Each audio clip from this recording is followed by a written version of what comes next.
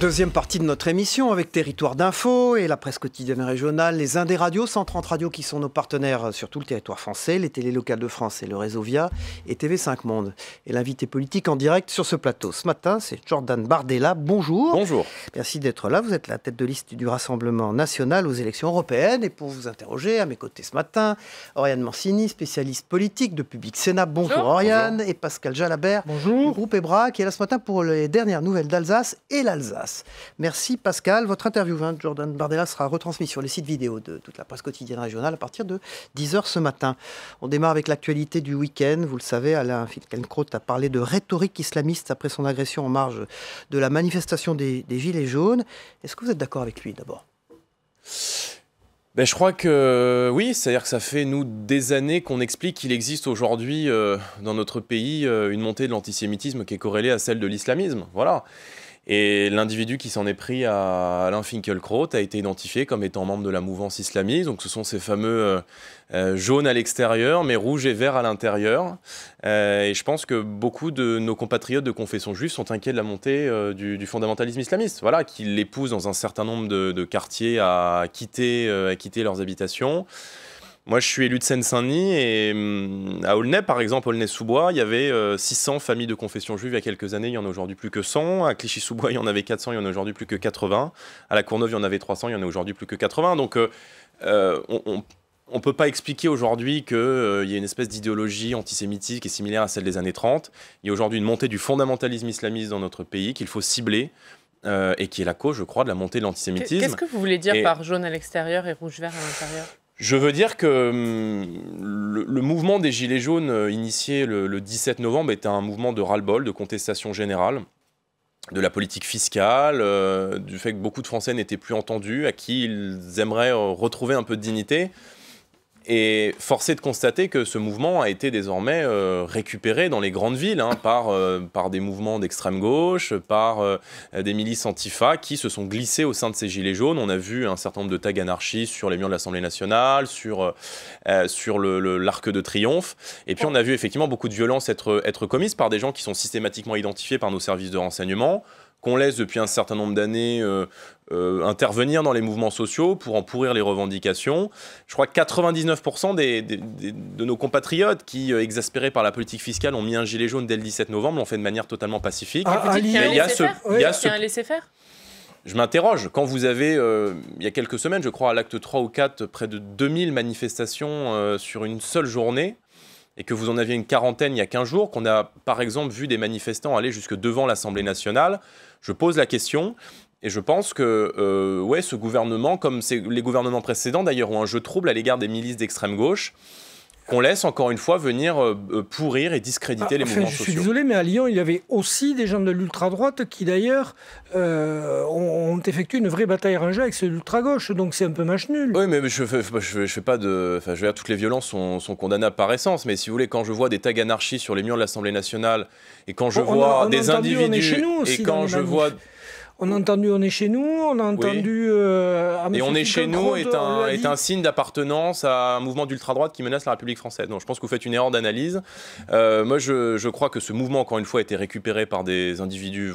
tenté d'être récupéré par des individus violents qui sont effectivement assimilés à l'extrême gauche. Oui, il peut y avoir des violences à l'ultra-droite, il peut y avoir des violences à l'ultra-gauche, mais surtout à l'ultra-gauche. Encore une fois, confère les différents slogans qui sont exprimés, notamment par la personne qui s'en est pris à Alain Finkielkraut.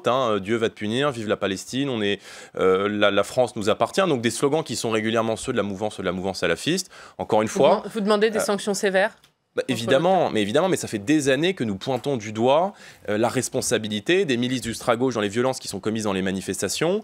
On se souvient de ce qui s'est passé à Paris le 1er mai avec les mouvements Black Bloc notamment qui ont déferlé dans les rues de la capitale.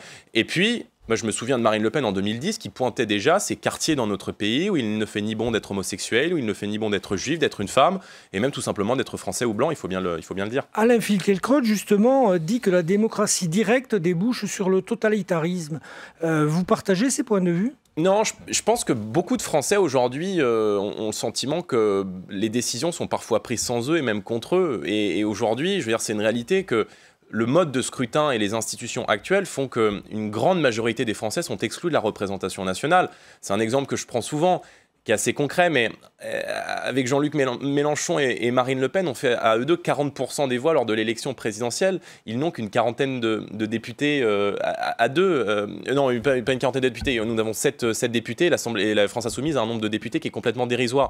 Donc je veux dire, 17. Il y a un problème de 17, exactement. Pardon. Il y a un problème de représentativité aujourd'hui dans notre pays. C'est vrai aussi au niveau local, parce qu'on a tout fait pour déposséder ces 30-40 dernières années les maires et les territoires ruraux, notamment de leurs prérogatives. Et aujourd'hui, quand vous avez par exemple un couple de retraités qui va se confier à son maire, à sa permanence en semaine et qui lui confie un problème très concret, le maire dit désolé, je ne peux rien faire, c'est désormais l'agglo qui décide. Et puis c'est vrai qu'on a effondré aussi les subventions, hein. Il y a une commune sur 2, je crois, qui a vu ses subventions fondre ces dernières années, donc ça pose des problèmes. Vous savez que nous on soutient depuis le départ une démocratie de proximité avec le référendum d'initiative citoyenne qui permettrait aussi, je crois, de répondre à cette crise de la représentativité et qui permettrait aux Français de se saisir d'un référendum pour se prononcer sur des questions très concrètes, sur la question de l'impôt, sur la question de l'immigration, par exemple. Vous nous dites depuis le début que ce mouvement a été récupéré. Est-ce qu'aujourd'hui, ça veut dire que vous ne soutenez plus ce mouvement des Gilets jaunes ? Pas depuis le début. Je veux dire, on a tout tenu. Enfin, depuis le début de cette émission. Ouais, non, pardon. Non, mais on soutient depuis le départ les revendications. On soutient depuis le départ les revendications parce que les revendications, c'est des revendications de bon sens. C'est la paix fiscale, c'est plus de démocratie, c'est le fait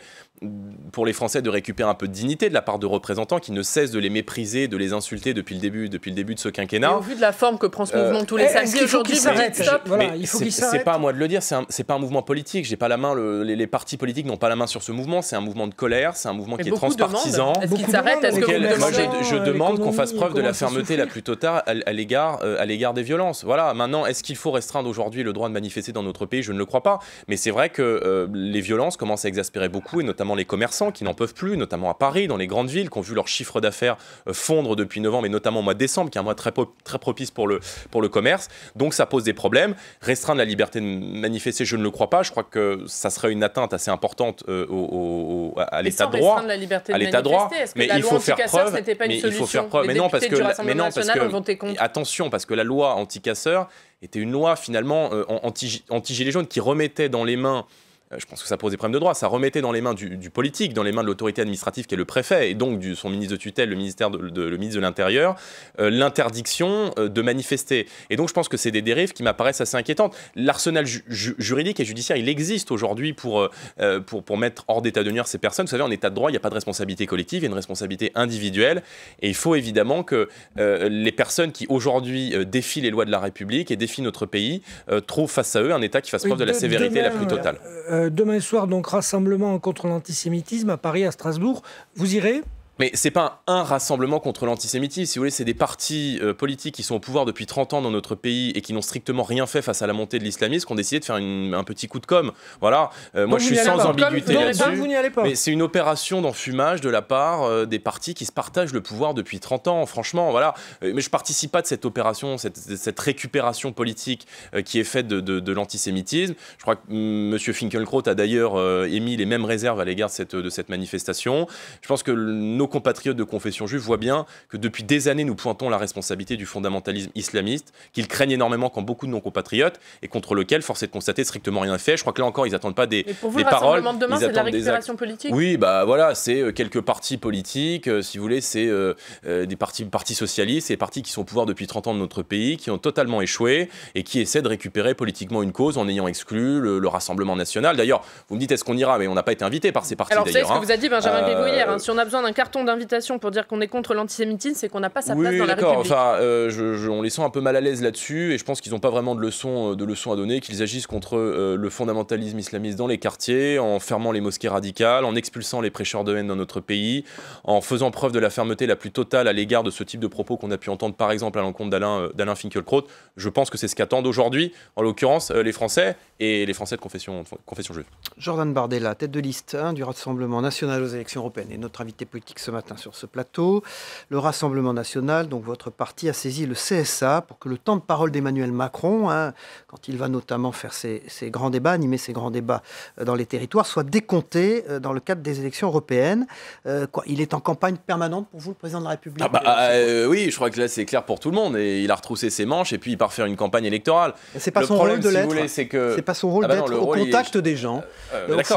Son rôle, c'est le chef de l'État. Après toutes ces manifestations, président de tous les Français. Il n'est pas en campagne pour la liste En Marche aux européennes, aller faire campagne partout en France aux frais de la princesse, parce que ça ne vous aurait pas échappé que dans 3 mois... à l'Élysée, vous diriez qu'il reste à l'Élysée. Ça ne vous aura pas échappé que dans 3 mois, il y a une élection européenne et que le débat, il va avoir lieu dans le cadre de ces élections européennes. Donc, si vous voulez, profitons des élections européennes pour avoir un débat serein. Je pense que cette espèce de grand débat qui est totalement bidon, qui est à moitié verrouillé, où en fait les maires qui posent des questions à Macron sont choisis d'avance par les préfets, ou les personnes qui sont invitées à prendre la parole.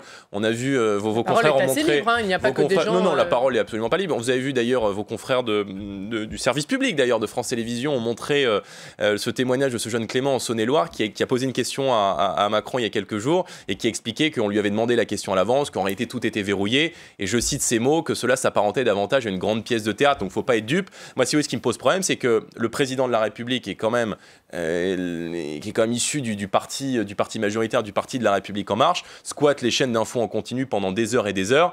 Peut-être va-t-on en faire autant pour l'opposition. Donc ça pose des questions. Je pense que les Français, je pense que les Français commencent, si vous voulez, être exaspérés par ces espèces de numéros de com. Ils attendent aujourd'hui des actes très clairs. Ils montent, sur la baisse de la fiscalité. Ils montent dans les sondages. Oh, ben ça, j'attends de voir. Enfin, en même temps, il est tellement descendu très bas qu'on peut pas, si vous voulez, à force, il allait finir par trouver du pétrole. L'élection, ce référendum anti-Macron, les européennes, pour vous ? Disons que c'est la Comme Mélenchon. Disons que c'est la première élection depuis son élection. Et donc, c'est une élection nationale. Voilà. Et c'est une élection où il devra rendre des comptes sur son bilan. C'est plus national qu'européenne. Non, il va y avoir un débat sur ces élections européennes, mais je crois qu'il ne faut pas dissocier aujourd'hui, parce que la question de l'immigration, c'est aussi la question de Schengen, parce que la question des déficits, c'est aussi la réglementation européenne qui nous est imposée par Bruxelles. Donc, on va avoir ces débats de concert, je dirais. Et beaucoup de ce que vivent les gens aujourd'hui au niveau local vient de l'Union européenne. Sur la directive détachement des travailleurs, il nous a expliqué vous allez voir ce que vous allez voir. Or aujourd'hui, vous avez quand même 500 000 travailleurs détachés qui viennent parfois d'Europe de l'Est et qui créent une concurrence déloyale avec nos travailleurs. Et ce sont 500 000 emplois qui ne vont pas aux 6 millions de chômeurs français. Donc je pense que les enjeux sont liés. Maintenant, effectivement, vous avez raison de le rappeler. Ça va aussi être un référendum sur la politique d'Emmanuel Macron, parce qu'encore une fois, la Ve République veut que l'élection qui succède à l'élection du gouvernement, à l'élection du président de la République, soit aussi la première occasion pour lui de rendre des comptes et la première occasion pour l'opposition que nous incarnons de faire des propositions, de porter un projet alternatif, parce que je crois qu'il y a une souffrance aujourd'hui dans le pays à laquelle il n'a pas apporté de réponse. Voilà, il faut le dire. Vous pensez être en tête le soir du 26 mai ? Mais je ne sais pas, on verra. On va en tout cas faire campagne. Je ne vise pas un score en particulier. Vous savez, on va faire campagne comme si on était très très bas dans les sondages, ce qui nous permettra de motiver nos équipes, de motiver nos troupes. Il faut surtout que nos électeurs aillent voter. Voilà, l'enjeu de ce scrutin, c'est la mobilisation de notre électorat. Je crois qu'il y a des attentes très forte aujourd'hui sur la question de l'impôt, sur la question de la sécurité, sur la question de l'immigration. Macron n'y a pas répondu, il refuse même d'aborder ces thèmes dans le cadre du grand débat. Et il va falloir que les Français se fassent entendre le 26 mai dans les urnes. Vous allez intégrer des figures des Gilets jaunes sur la liste, vous allez discuter avec d'autres personnalités de droite comme M. Mariani. Expliquez-nous, on ne connaît que les 10 premiers de la liste. Oui, alors vous savez qu'on a choisi de faire une liste d'ouverture, c'est-à-dire d'avoir une liste qui soit beaucoup plus large que celle du Rassemblement national. Sur votre première question sur les Gilets jaunes, je dirais qu'on était un peu tous gilets jaunes depuis le départ, parce qu'on a tous porté depuis un certain nombre d'années les revendications qui étaient celles des gilets jaunes, je le disais, sur la paix fiscale, sur le référendum d'initiative citoyenne. Je ne crois pas qu'il faille récupérer ce mouvement de manière plus ou moins malhonnête. Voilà, je pense que les Français voient bien quelles sont nos propositions, voient bien la cohérence de notre programme, que ce soit au niveau national ou sur l'Europe. Maintenant, c'est vrai qu'il y a des gens qui ont fait le choix de nous rejoindre parce que c'est une grande clarification, ces élections européennes, et qu'en réalité, les Républicains n'incarnent plus rien, il n'y a plus de ligne chez LR. Or, vous avez tout un électorat à droite, je crois, qui est orphelin et qui est d'accord avec nous sur la question de l'immigration, sur la question de la baisse des impôts, sur la question de l'autorité en matière de justice, en matière de sécurité, par exemple. Et il y a effectivement, vous rappelez l'exemple de Thierry Mariani, qui était ministre sous Nicolas Sarkozy et qui a fait, lui, le choix de nous rejoindre. Voilà, il y a une grande clarification. Il y en aura d'autres. Mais vous verrez, peut-être. La porte n'est pas fermée. Il y aura... En tout cas, je pense beaucoup de gens qui nous rejoindront peut-être dès l'année prochaine, dans le cadre des élections municipales au niveau local. Je vous dis, c'est une grande clarification, ces européennes. Vous avez d'un côté le camp Emmanuel Macron, qui a rassemblé derrière lui des gens de droite comme de gauche qui ont échoué depuis 30 ans de notre pays, qui défendent une politique migratoire toujours plus importante, qui défendent un impôt qui est toujours plus insoutenable pour nos Français, la disparition de nos frontières nationales, et puis des transferts de pouvoir toujours plus importants à Bruxelles. Et nous, on défend cette révolution du bon sens. Et je pense que derrière nous vont venir encore nous rejoindre des gens de droite comme de gauche qui partagent cette volonté de faire de l'État-nation, je dirais, l'organe et la cellule de protection de l'emploi de l'identité du peuple français. Stanislas Guérini, qui est le délégué général de La République En Marche, dit que cette campagne européenne sera une campagne de fake news et il accuse Marine Le Pen de tenter de tirer parti de ce phénomène. Qu'est-ce que vous lui répondez ? Je pense qu'En Marche, en tout cas, ce gouvernement fait preuve de dérives qui sont de plus en plus inquiétantes, au regard de l'état de droit notamment, avec cette fameuse loi anti-fake news. En fait, en gros, la fake news, si vous voulez, c'est brandi dès que vous n'êtes pas d'accord avec les éléments de langage de La République En Marche. C'est-à-dire, voilà, En Marche dicte une ligne, dès que vous n'êtes pas d'accord, c'est fake news. On a vu aussi que le gouvernement avait l'intention de donner l'agrément à certains médias. C'est-à-dire qu'il y aurait des médias qui feraient office de vérité officielle et puis d'autres qui seraient un peu moins officiels. La République En Marche, qui va interdire RT, Sputnik, du suivi de sa campagne. Je trouve que ce gouvernement fait preuve de dérives autoritaires qui sont assez inquiétantes au regard de l'état de droit. Mais il y a des dérives sur les réseaux sociaux. Ça déverse de la haine, ça envoie des fausses informations. Est-ce qu'il ne faut quand même pas réguler tout ça ? Moi, je pars du principe qu'en démocratie, c'est votre avis, moi je pars du principe qu'en démocratie, c'est pas mon avis, je vous pose la question. C'est pas un avis, je vous pose mon interprétation de la démocratie. Je fais des constats et je vous pose des questions. Je vous réponds, mon interprétation, c'est qu'en démocratie, la parole est libre.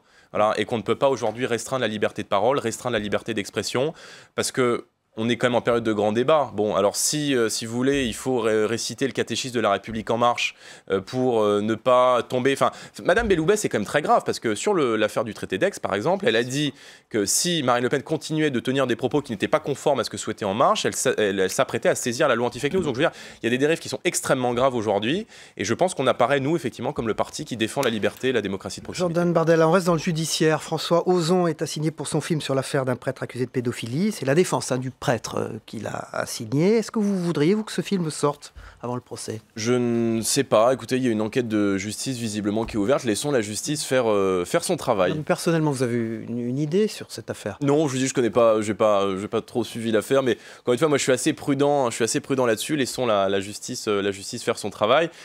Bien que parfois les juges dans notre pays fassent un peu plus de politique que de droit, j'ai encore confiance dans la justice de mon pays.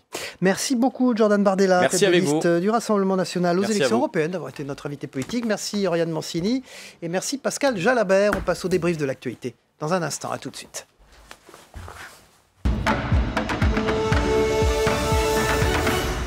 Voilà, Jordan Bardella quitte ce plateau, font leurs entrées. Eh bien, Christophe Gauthier, de VSD, rédacteur en chef, qui est également éditorialiste à 100% Radio. Et Pierre Dumazeau, bonjour Pierre, bonjour. De la lettre de l'expansion. Vous êtes le directeur de la rédaction.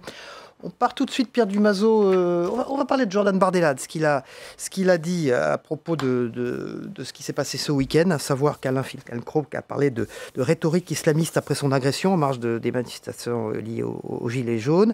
Vous avez vu qu'il a l'air très d'accord avec Alain Finkielkraut. Oui. Très d'accord, effectivement. C'est pas une grande surprise, cet accord. Alain Finkielkraut l'a justifié comme ça. Je pense vraiment qu'après les événements de ce week-end, ça va être... je pense que c'est un vrai marqueur, si vous voulez. Je pense qu'il y aura un avant et un après, et que cette campagne européenne, elle se jouera aussi là-dessus.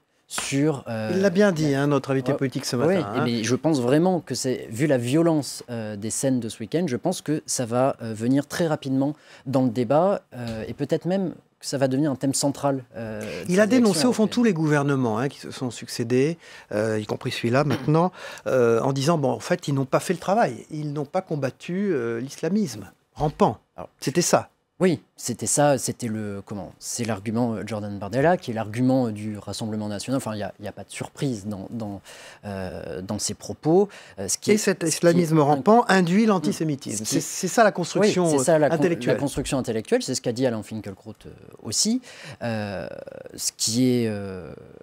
c'est tellement odieux ce qu'on a vu ce week-end, que manifestement, des choses ont été ratées contre l'antisémitisme. Sinon, on n'aurait pas eu les scènes qu'on a eues ce week-end. Je veux dire, insulter de la sorte un académicien. Si tout avait été fait et bien fait, ces scènes-là n'auraient pas eu lieu. Or, on a vu ce qu'on a vu ce week-end. Donc c'est absolument désolant de ce point de vue-là. Alors Jordan Bardella a pointé d'ailleurs des endroits du territoire, un certain nombre de villes où des familles juives étaient plus nombreuses il y a quelques années qu'elles le sont aujourd'hui. Christophe Gauthier, on a un problème dans ce pays de ce point de vue-là. C'est évident. Enfin, quand j'ai commencé ce métier au milieu des années 80, au ministère de l'Intérieur, c'était Charles Pasqua, il avait un monsieur antisémitiste qui était Patrick Gobert. Et je me souviens très bien qu'à l'époque, on était déjà affolés parce que les actes antisémites, la parole antisémite se libérait, que les actes antisémites se multipliaient. Encore une fois, c'était la première cohabitation. C'était entre 1986 et 1988. Jacques Chirac, Premier ministre, François Mitterrand, Président de la République. Nous sommes en 2018. Alors, qu'a-t-on fait, ou plus exactement, que n'a-t-on pas fait? Après, jamais, quand même une petite nuance. M. Finkielkraut a une lecture qui est une lecture islamiste, je dirais, de la situation. Il ne faut quand même pas oublier que l'extrême droite en France est une des mamelles, un des pieds de l'antisémitisme politique, hein, et ça depuis le 19e siècle. Donc réduire les incidents du week-end dernier à un islamisme des banlieues, à une espèce d'antisémitisme qui serait importé, qui serait de circonstance finalement, c'est une excuse que je trouve un petit peu facile et puis dans la sémantique un petit peu dangereuse. Il n'y a pas 36 antisémitismes, il y a un antisémitisme qui est quelque chose qui, je crois, est profondément ancré dans la société française et qu'il faut absolument combattre avec vigueur, avec force, sans aucun compromis. Et à chaque fois que les politiques prennent la parole, on a l'impression que ça renforce ce sentiment-là. Pierre Dumazeau. Non, mais une chose est sûre, c'est que, je redis, tout n'a pas été... Enfin, c'est la question que vous posez, qu'est-ce qui n'a été fait ou qu'est-ce qui n'a pas été fait pour cet antisémitisme? Dans le cas d'Alain Finkielkraut, je pense que aussi s'il résonne comme ça, c'est parce que c'est l'information du Parisien qui a sorti que la personne qu'on avait vue sur la vidéo naviguait dans les mouvances islamistes, etc. Enfin, radicales, je ne sais plus quel est le terme exact. Voilà, une chose est sûre, c'est que... tout n'a pas été fait. Moi, je pense aussi que ça vient beaucoup plus tôt. Moi, je crois beaucoup à l'éducation, par exemple. Je pense que ça vient par l'éducation, ça vient par la pédagogie, pas seulement. Mais le fait qu'en 2019, on entende des choses pareilles, ça fait froid dans le dos. Hein. Il y a une forme de violence accrue de la société. Alors, évidemment, ça s'est vu avec ces manifestations en marge, souvent des Gilets jaunes. C'est toujours très compliqué de dire que ce sont les Gilets jaunes, parce qu'il suffit de mettre un gilet jaune pour qu'on soit assimilé à un gilet jaune. Comment vous expliquez? Alors, est-ce que c'est parce que les réseaux sociaux sont arrivés depuis quelques années à prendre une place aussi importante dans la société? Comment vous expliquez que toute cette violence soit d'un seul coup, libérée à ce point-là? Nous, quand on fait le journal télévisé, on se pose la question souvent avec le rédacteur en chef, Michael Zamès, de cette poussée de violence qu'on voit maintenant, qui est perceptible. On circule tous dans les rues à Paris. On la sent, c'est vrai? Vous trouvez? Moi, je trouve, oui. Je trouve. Il y a des violences gratuites, des incivilités, enfin, toutes les formes de violence psychologiques, des incivilités. Je ne sais pas. Je n'ai pas une réponse absolue. Les policiers caillassés à Lyon, les images de ce week-end qu'on voit pendant que vous parlez. Vous avez... absolument... on a l'impression qu'il y a une escalade et que personne, au fond, et pas plus les pouvoirs publics que d'autres forces politiques, n'arrive à le juguler. Je crois qu'il y a un côté nihiliste. Plus on avance, plus c'est nos futurs, c'est effectivement la parole se libérer, évidemment avec les réseaux sociaux parce qu'on se cache derrière l'anonymat, mais là ce sont des gens qui sont plus anonymes parce qu'on les voit à la télé, on les voit à l'image, et je trouve que dans ce combat il y a un côté désespéré, nihiliste, où on ne croit plus à rien. Oui, alors la question c'est, Pierre Dumazeau, comment les partis politiques, les organisations, même j'allais dire associatives, comment on peut remédier à ça? C'est très compliqué parce que la grande majorité des partis politiques ont perdu en crédibilité, d'où le mouvement des Gilets jaunes. Entre autres, d'où, bien avant les Gilets jaunes, des abstentions records aux législatives, comme à la présidentielle, par exemple. On ne souligne pas assez les chiffres de l'abstention, mais ce n'est pas normal qu'il y ait si peu de personnes qui vont voter. Donc il y a une perte de crédibilité de la parole publique. Pourquoi? Peut-être parce que les gens, dans leur quotidien, très concrètement, se rendent compte que, entre guillemets, ça ne change pas assez vite, ou ça ne va pas dans le bon sens, ou ça ne change pas assez bien. Donc pour les partis politiques, ça va être très compliqué de recrédibiliser la parole publique et l'acte public. Moi, je pense que ça passera aussi par les territoires. C'est pour ça que les Français, vous savez, dans les panels des personnalités politiques préférées, ils aiment leur maire en premier, puis leur député. Et plus on s'éloigne, moins ils aiment en fait la personne jusqu'à l'État central qui n'aime pas du tout. Donc peut-être redonner du pouvoir. Alors, j'allais vous dire, il y a des signes aussi. Regardez cette cagnotte qui avait été faite pour les forces de l'ordre quand je dis boxeur entre guillemets parce que je ne sais pas pourquoi on l'a intitulé boxeur comme ça. Bref, elle a rapporté plus d'1 million d'euros, etc. Donc on voit bien que de la part de la population, il y a Christophe Gauthier n'adhère pas à ça au fond. C'est un grand paradoxe. C'est un grand paradoxe, c'est que on s'aperçoit que nos concitoyens sur le terrain veulent s'engager, en réalité, et le revendiquent. Oui, le succès du grand débat national, par exemple, absolument. Dans les territoires, pour certains. Pour les territoires, et en fait, ils veulent s'engager pour des choses qui sont concrètes, qui sont visibles, et qui changent leur vie au quotidien. Donc, ça veut dire que ce sont des choses qui se passent autour de chez eux, grosso modo. Et donc, cet engagement-là ne m'étonne pas. En revanche, ce qui m'étonne toujours, et c'est ce dont vous venez de parler, c'est cet éloignement de plus en plus grand avec la classe dirigeante et la classe politique nationale. Alors, quand les Gilets jaunes veulent passer à la politique active, ça se passe mal en plus. Très mal, oui. Cette transition ne se passe pas bien. Oui. On l'a vu ce week-end encore. On l'a vu ce week-end, avec les images d'Ingrid Levavasseur exfiltrée, après avoir été copieusement insultée et malmenée. Oui, ça se passe mal, parce qu'il y a toujours cette accusation de rentrer dans un système, et je mets des guillemets à ce mot système, et bien que dès qu'on fait de la politique de manière officielle, entre guillemets, à savoir présenter une liste gilets jaunes aux européennes, eh bien on devient, entre guillemets, comme les autres. Donc c'est le problème, et c'est le problème de cette décrédibilisation de la parole publique. C'est bien pour ça que je pense que c'est un mouvement qui est nihiliste, et à chaque fois qu'ils veulent se structurer, qu'il y a une tête qui dépasse, hop, on la coupe, et c'est grosso modo le message, c'est après nous le déluge, et surtout pas de solution. Et je trouve ça très effrayant et très préoccupant pour la classe politique. Merci Christophe Gauthier, rédacteur en chef de VSD, éditorialiste à 100% Radio. Pierre Dumazeau, directeur de la rédaction de la Lettre de l'Expansion, d'avoir décrypté pour nous l'actualité. Dans un instant, on passe au Zap Matin qu'on regarde ensemble. C'est ce qui s'est passé dans les émissions politiques, les journaux télévisés hier soir, mais également dans les autres matinales d'infos chez nos confrères ce matin. Alors, on regarde ensemble, on se retrouve après.